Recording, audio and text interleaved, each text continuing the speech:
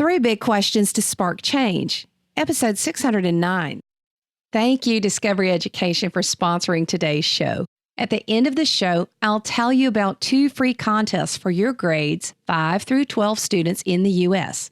The Stanley Black & Decker Making for Good Student Challenge and the CITGO Fueling Education Student Challenge. Stay tuned. The 10-Minute Teacher Podcast with Vicki Davis.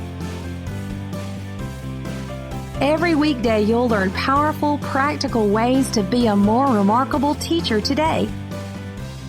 We are entering the zero apology zone with Vernon Wright today. He's spent more than 15 years working in large urban school districts. So, Vernon, the zero apology zone, what's that all about? I mean, you even have like clothing and stuff with it on there. What help me understand? Why do you feel that way?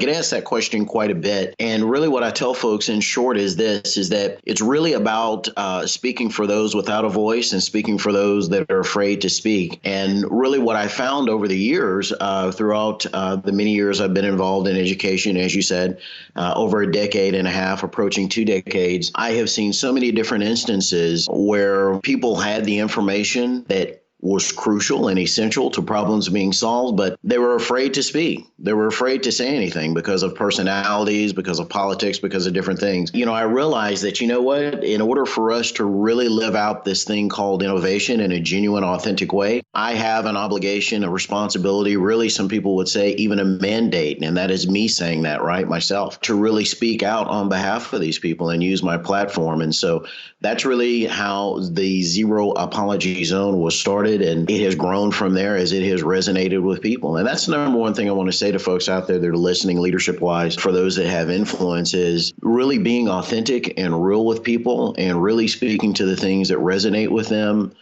is essential. And I don't care where you are on an org chart or what your title is or how many reserved parking spots you have. If you don't do that, your impact is going to be limited. So my word for 2020 is truth. And, there have been times in the past when people were seeking an answer and the truth hung in the air like a wet blanket, but nobody said anything. I mean, you could feel it. And for some reason, maybe the leaders, either weren't listening, but people weren't talking. What do you do to tell the truth in love is one of my favorite verses, to tell the truth in love when people don't want to hear the truth? Jack Nicholson, you can't handle the truth. Yeah, right. There are 2 things I'm going to say real quick, and I'll try to make them very brief. But I want to say this for those that are listening. Obviously, if you're driving, you're working, operating heavy machinery or anything like that, please don't do what I'm getting ready to ask you to do. But if you are able and in a position to take some notes, please do that right now, because I'm getting ready to drop some fire on you folks. Go for it. So number 1 is this. There is a process for access. There is a process for access. And I was sharing this with some educators, and those of you that may know me know that, as well as, doing certain roles officially at a district level, I also own a coaching and consulting company. And I was sharing this with some clients recently, that there's a process for access, which leads me to the second thing, which is connect, impact, scale. And so when we're trying to go ahead and get to an end result, or we're trying to share some information that really is game-changing information, right? It's going to really go ahead and have a paradigm shift.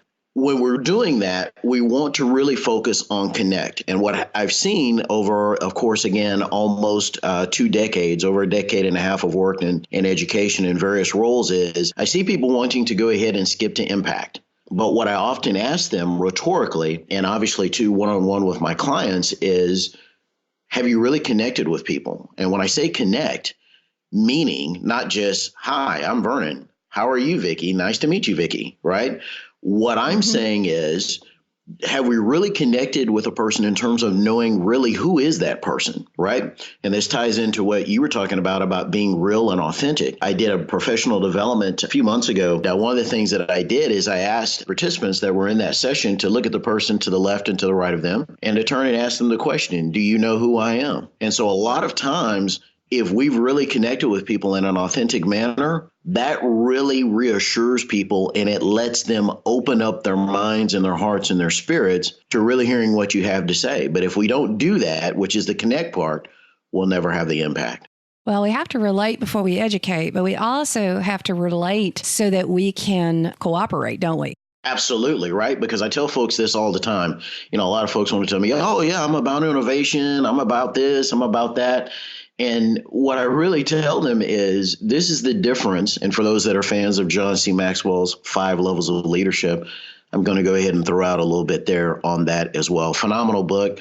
I read that book many, many years ago in my career, and it's been one of my favorites ever since. And it's this.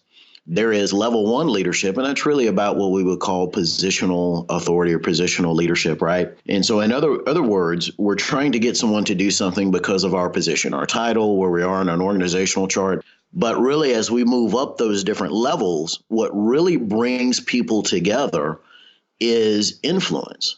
And whether they feel like we've really connected with them and we really understand them as individuals. That's what innovation is born out of. That's what the extraordinary is born out of. But what I see leaders trying to do sometimes is achieve and reach this goal of the extraordinary, but they've never really connected with people. And here's the thing that I also want to say as well, another favorite book of mine that I read many years ago, and it's a classic, and that is the book Drive by Daniel Pink. Those of you that have read that book before, you know that it's a phenomenal book. But really, I say that in this context because in order for people to do the extraordinary, it requires extra effort, right? Extraordinary or extraordinary, right? But typically, if leaders do not have that type of relationship with those that they lead, they only get the ordinary. But then they scratch their head saying and wondering, I want the extraordinary, but I'm only getting the ordinary, right? But what we don't talk about sometimes in leadership is how do we get people to go ahead and to give the extra so we can get extraordinary or extraordinary? How do we do that, right? And so that's the key. How do we connect with people? Once we connect with them, we can get the impact. And once we see the impact, what do all leaders and what does everyone in an organization want to do? They want to make that greatness available to even more people, which is the scale. Yeah. And, it's not about getting people to do something. It's about going on an amazing journey together to unlock the future of children. And there's nothing more exciting and nothing more awesome than that. It's a challenge. But sometimes I feel like when I'm at a conference or I'm listening to folks talk that we've forgotten the main thing. And the main thing is being around kids, connecting to kids, changing their lives is the most addictive, awesome, exciting thing on the planet to me. It just is. Absolutely. And I'm going to go ahead and drop another piece of fire here, right here for your listeners. If you're listening, you know not to listen to any episode here that Vicki does without being prepared to take copious notes. And that is what I have used for many years, which is what I call the big 3, right? The big 3 questions. As I have visited with educators over the years in various roles across various districts, I typically ask 3 questions, amongst many other questions, but there are 3 that I'm going to give you guys today that are called the big 3. Number 1, when I talk to people and when I visit campuses, I would just go ahead and let you guys know as I've visited campuses over the years across different districts, whether I'm talking to someone in food service, a custodian, a teacher, someone in the front office, or a leader, I often ask these 3 questions. Number 1, what are you working on right now that you're absolutely passionate about? Right? What are you working on right now that you're absolutely passionate about? Number 2, why are you passionate about that work? And what difference do you think that it is making within your immediate sphere of influence? And question number 3, what impact do you think that work is making at the campus level and or the district level or even the regional, state level, or even nationwide level? And I will tell you, for those of you that are listening out here to this episode, and we always want to go ahead and provide value for your life professionally and personally. When I have asked those 3 questions, I have literally seen the body language of individuals change in a very profoundly positive way. And people have even told me over the years, Vernon, I've just been waiting for someone to ask me those questions. And when you asked me those questions, I really had to ask myself, is this a joke? And what I tell leaders all the time is, if once a week you haven't asked someone those 3 questions or some close derivation thereof or facsimile thereof, it makes me really wonder, are we really using these platforms and opportunities as leaders to really connect with people? And again, there we go. All roads lead back to connect, impact, scale. Okay, so we're going to finish up, and I'm going to ask you this question. What are you working on right now that you are most passionate about? Absolutely. Working on the zeroapologyzone.com. That's my apparel site. A lot of different apparel things right there. That is something that promotes the brand. And really beyond that, really promotes a message that is a very positive message. And it allows folks to go ahead and convey what they're about without saying one word, right? Our billboards come from our apparel. The next thing that I'm doing is, really expanding my coaching and consulting business and my speaking endeavors as I speak across cities, towns, the region, the state level, and the national level. And as well, for those of you that may or may not know what a mastermind group is, I have a couple of mastermind groups. There's one mastermind group that I am mentoring, a private mastermind group, and really growing them. I've grown them some in 2019, and I'm looking to grow them even further in 2020.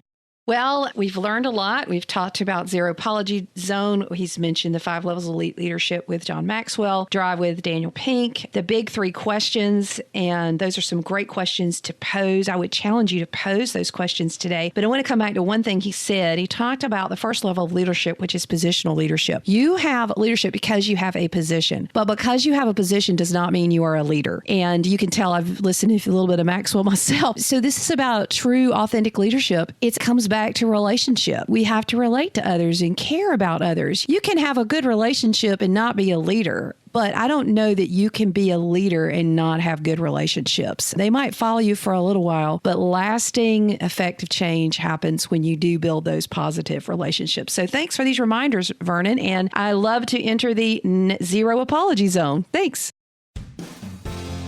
Discovery Education has 2 student challenges happening now. The Stanley Black & Decker Making for Good Student Challenge runs now through Thursday, January 30th, 2020 for students in grades 9 through 12. This STEAM challenge invites students to design a blueprint for a product that could improve our world while following the 6-step engineering design process. Learn more at coolcatteacher.com/maker challenge.